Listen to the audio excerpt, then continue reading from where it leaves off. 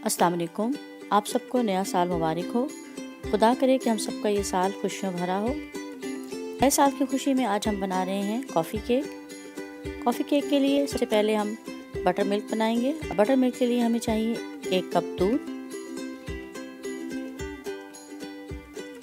1 चाय का चम्मच लेमन जूस। सबसे पहले दूध में लेमन जूस को मिक्स करेंगे, डालकर अच्छी तरह मिक्स करेंगे और इसको 4 से 5 मिनट के लिए एक साइड पर रख देंगे। 4 से 5 मिनट बाद बटर मिल्क तैयार होगा। इतने में हम बाकी काम कर लेते हैं। यहाँ पर मैंने 1 कप मैदा लिया है।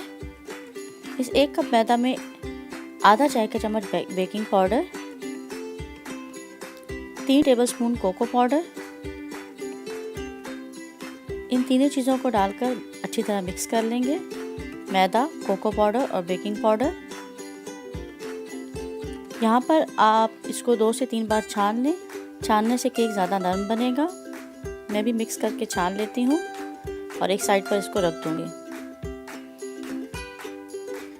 कॉफ़ी लिए 1 चाय का चम्मच और इसमें 2 टेबलस्पून गर्म पानी डालेंगे।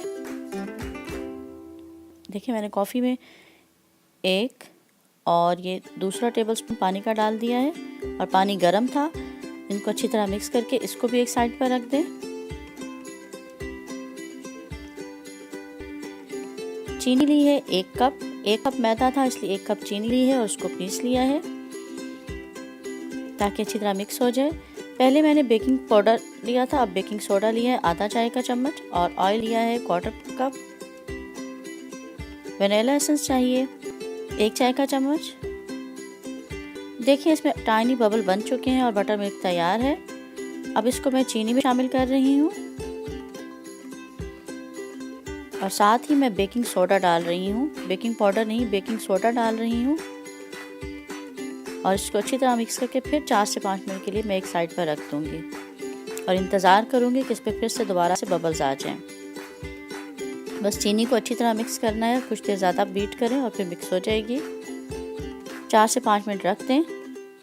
4 मिनट बाद फिर देखते हैं। देखिए इस पे फिर झाग सी बन गई है और अब हमारा बटर मिल्क प्रॉपर तैयार हो चुका है। अब मैं इसमें ड्राई इंग्रेडिएंट्स डाल रही हूँ जो मैदा, कोको पाउडर और बेकिंग पाउडर मिक्स किया था। आधा मैंने अब शामिल किया है और इसको अच्छी तरह मैं मिक्स करूँगी ताकि गुठलियाँ ना बने। आधा बाकी जो बचा था वो मैंने एक साइड पे रख दिया है। अब यहाँ पर मैंने वो कॉफ़ी का मिक्सचर जो बनाया था वो शामिल किया है, साथ ही वनीला एसेंस और ऑयल डालना है और इनको अच्छी तरह मिक्स कर लेना है।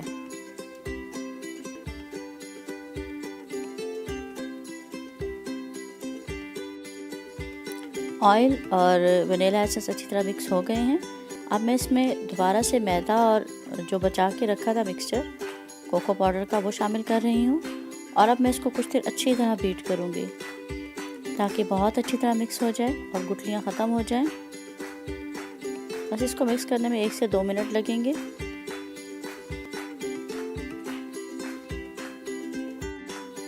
यहाँ पर मैंने शीशे का एक बाउल लेकर उसको अच्छी तरह से ग्रीस कर लिया है। अब मैं इसमें केक का मिक्सचर डाल रही हूँ।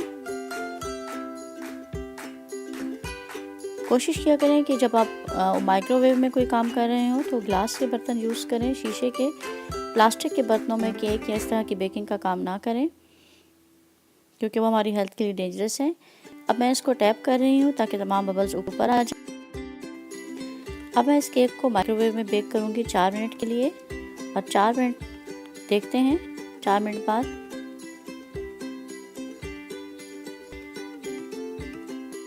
देखिए 4 मिनट हो चुके हैं। मैंने केक निकाल लिया है, स्टिक से चेक किया, स्टिक साफ़ आई है, इसका मतलब है केक तैयार है। अभी इस पर कुछ थोड़ा सा ये गीला गीला है।